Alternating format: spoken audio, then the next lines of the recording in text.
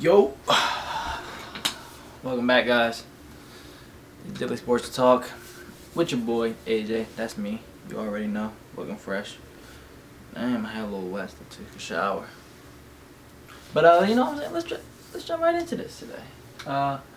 What a week of basketball. Good week. First week down for me. Kind of like it, you know.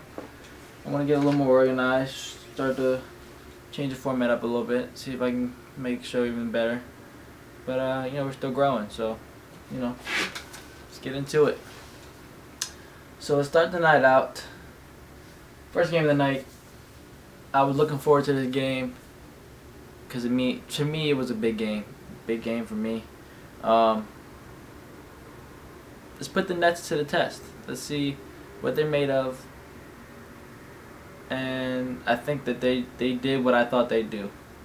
Now I didn't know if they'd win this big, but I did think they'd be a game. 122-109. The Nets ended up winning that game. No Kyrie, no KD. Kyrie was out for the boycott of what happened yesterday. Crazy world, but you're not gonna get into that. Or 2 days ago, but we're not gonna get into that. This is strictly sports. So, big game for the Nets. For me, the biggest thing that I took away from this game was I really like LeVert. He can be a starter on any team. He's just as good as anybody else that's on the team outside of KD and Kyrie. He's really good. The Nets came out to play tonight. They wanted to prove something that they're just not. Kyrie and KD, that they made the playoffs without them on the team, and they're a damn good team. The 76ers, I feel like, maybe took it as a slight because KD and Kyrie weren't playing, so they didn't really come out with that much energy to start. Allen is so important. Jared Allen is so important to the Nets. He's their best big man. They really only have two big men. He's the best big man. He's really their big three. He was a monster. They led in the rebounding battle at halftime, 65-51. No, that was for the full game, 65-51. And they really only had Allen down there, and you know how big the 76ers are. So the Nets, I mean, there's just so many guys on their team that can go and score. And this game last night showed me why the Nets are going to win the NBA Finals. They're the deepest team. Without name another team where you can take two of the starters, their best players, off the team, they're still going to beat a full force number 1 seed 76ers. Oh, wait. Okay, I didn't think so. So, the Nets are the deepest team. They're the best team. They're going to win. And for me, Joe Harris, he might be one of the other keys to this success because he's usually a starter, but I kind of like him off the bench. He gave you 28, 6 and 4 last night off the bench. And if he plays off the bench like that, he can make a running for 6th man of the year because he can just flat out score. And I think that that's his best position moving forward just because they have so much firepower. And they change, they can put anybody in the starting lineup, but I think with him in the second unit, maybe him and those other guys, I will see if Dinwiddie comes back or when he does come back. I think he's still out for now. But with him in the second group, let's see, and then you got DeAndre Jordan, so you have a big with you, and then Cabarrot, I like Cabarrot. He's a good scorer, and then Shamet too. So that's a good second unit, led by Joe Harris. So I do like that. For me, this game just shows you why the Nets are gonna win it. It's not even gonna be close. They're just gonna power through. So Nets take that game 28, 6 and 4 from Harris. They won that game 122-109. Second game, Cavs Grizzlies. Drummond is the Cavs' best player. Andre Drummond. He's always in the top 3 for rebounds every year. He's a monster down there, but they got a lot of size for the Cavs. They shot a lot better from three this game, so really that's why they were able to stay in the game. They started off a little bit slow, but they were able to stay in the game because they shot better from three. But again, they might be the worst free throw shooting team in the league. They shot 56.3% from the free throw line. That is awful. That is disgusting. They're not going to win like that. They're facing the Grizzlies, who are just struggling right now without John Morant. So I mean, you shoot okay from the three, but you can't be 50% from free throw. That's just awful. You're NBA players. Jesus Christ, go to practice. The Grizzlies have a lot of different players on their team. They have a lot of different role players. They have a lot of guys on their team, but they're just guys without John Morant. John Morant is the whole team. He makes them better. He's the reason why last year they were even in any talk, and they're really missing him right now.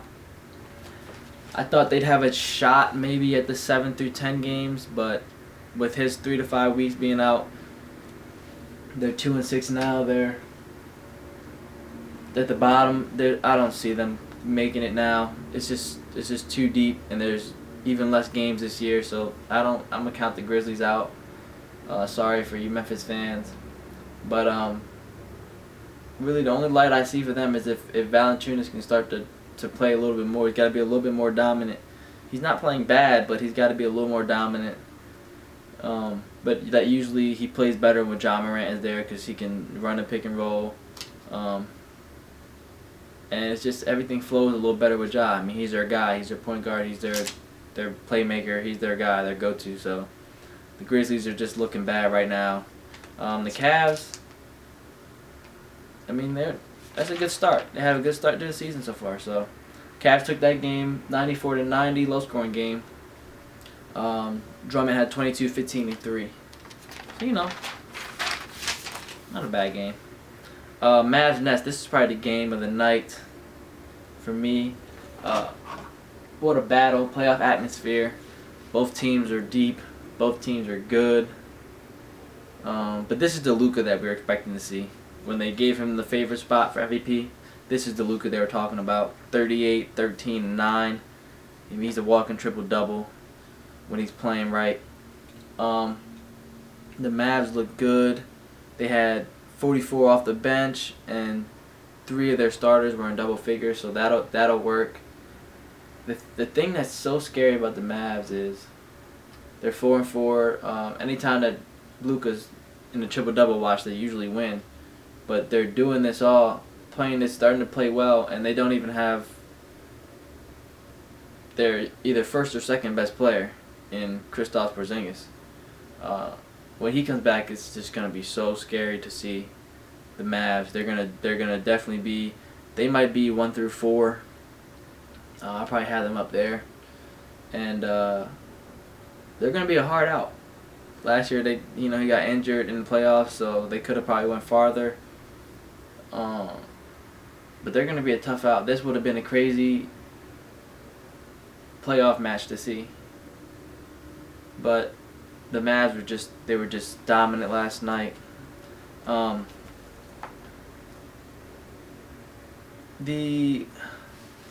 Luka's ability to, because he's from Europe, so he's a team ball guy, but he just understands when he needs to pass, when he needs to shoot, and that's at such a young age. That's why he's so good. I mean, he does the scoring so effortless, but he hit that big 3 to go into overtime, and then when they're in overtime, he doesn't need a 4 shots. He's not like that ego guy. He needs to make I need to take the shot. I need to make the shot. No, he finds his open man, who hits another shot, and that's what you want to see in your leader and your best player, just a guy who makes the right play. But on the other side, for the Nuggets, Jokic is the best center in basketball. It's not even close. I need to adjust this MVP list because Jokic is the best center in the game. The reason why it's so hard for me to put him up there though is because they're 3 and 5. So he's the best player on their team, most valuable, but it's not translating into wins. So, it's hard for me to put him up there. But he was, 38, 11, and 4 for a big man. He had 17 in the fourth quarter to keep them in the game. They would have got blown out, but because he wouldn't let that happen. 17 in the fourth quarter. He's just so dominant. He's just so dominant. The Nuggets had the game. They had a couple shots to put the game away, but they couldn't finish. And at the end of the day, the Mavs were just a little bit hotter than the Nuggets were, and they ended up coming with the win. So, great game. Great game, but the Mavs just outscored them last night. And I can expect to see this. I can expect to see these teams again. I don't know. I don't think the Nuggets are going anywhere. I think they'll still be there. They'll get a hang of it, but right now it looks like they're struggling a little bit. So, we'll see how that goes. So 124 to 117, the Mavs took that win. Let's go to the Spurs and the Lakers. Now the Lakers got lucky. The Lakers got lucky in their last trips because there was one guy missing from the Spurs unit, and they didn't have to deal with him. His name is LaMarcus Aldridge. Goes for 28, 5, and 3. They won 118 to 109. Now a lot of you gonna be LaMarcus Aldridge. What is he supposed to do? We got the king. We got AD. Yeah, I relax, okay? Let me explain it. I got you. Relax.